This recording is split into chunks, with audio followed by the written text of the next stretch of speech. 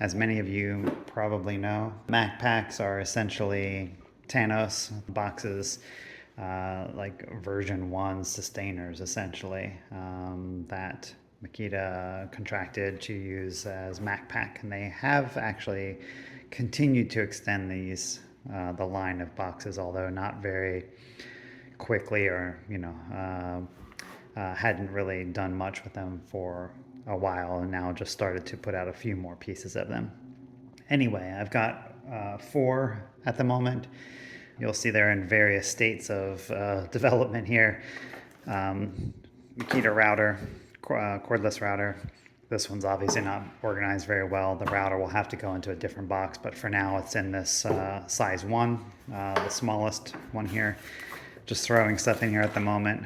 Bits and other pieces that can go with the router are in here. So this is currently my routing box. Box number 2 is a medium, and that is for what I call sanding and shaping. And so in here you'll see I've got my Makita sander. And I also have the Multitool, oscillating Multitool in here. I also keep sorry about that. I also keep a hand plane in here, an edge banding scraping tool. I've got some files, a pack of files that I keep in here, small handle, and all the little files that go in there. I've got the sanding pad for the multi-tool and some triangle discs. You'll see that I have a number of hand sanding blocks, foam blocks, in progressively higher grit sizes from 60 to 320. I've got all the sanding discs, the hook and loop sanding discs that I need, and I've sorted them here by their grits, 36 all the way to 240. And I even have the bag for the orbital sander, although I do hook this up to Festool hose. And while this port doesn't fit perfectly, if you wrap some tape around here, or if you just tape it while you go, it actually does work fairly well. So it's the standard size Festool hose. Works fairly well on this.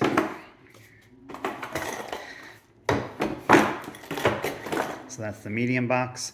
Each of these inserts, by the way, I just quickly made on my own. Simple pin, nail, and glue together. I'll pull some of the tools out here to show you.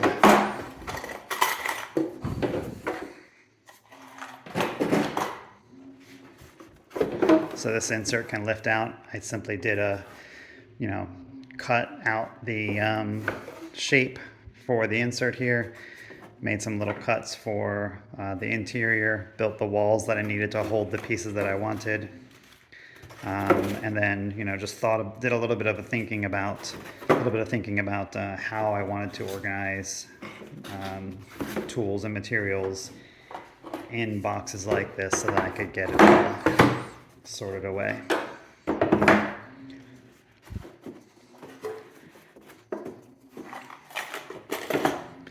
So that's the medium. Then I have the large size. This is my drilling and driving box.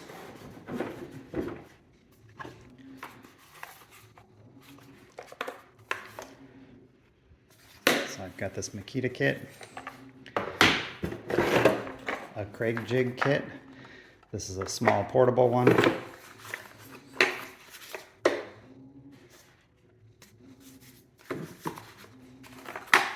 That fits back here. I've got some Craig screw boxes that I'm using for other things. This is neodymium magnets. I've got the clips for my drill and my driver in there. Impact driver. subcompact drill. I like the small drills and the small impact drivers.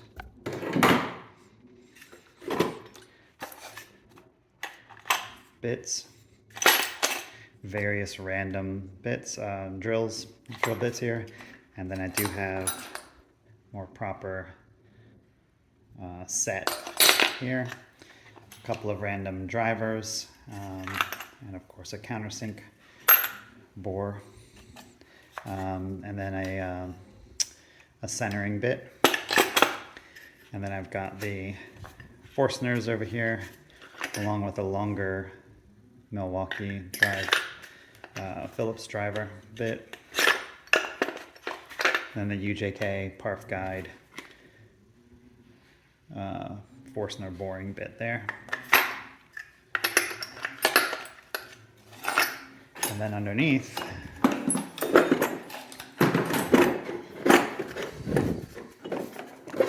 is the rougher stuff. So I've got hole saws, a speed out kit, spade bits, a couple more hole saws, a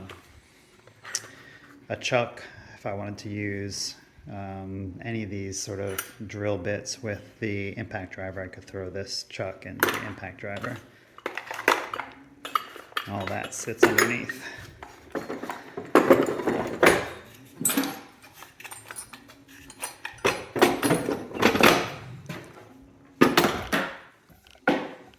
I'll probably redo this box because I'd like this to sit back here somehow, but right now it doesn't fit with the Craig box there. So I'll need to rethink this one a bit. But for now, it stores quite a bit of stuff in here, which I like.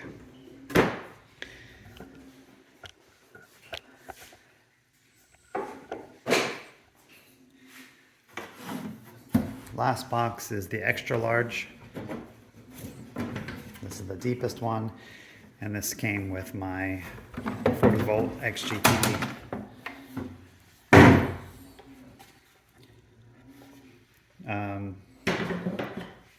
track saw. Here I've made a very simple platform, just quickly thrown together a simple platform to have the saw sit in there.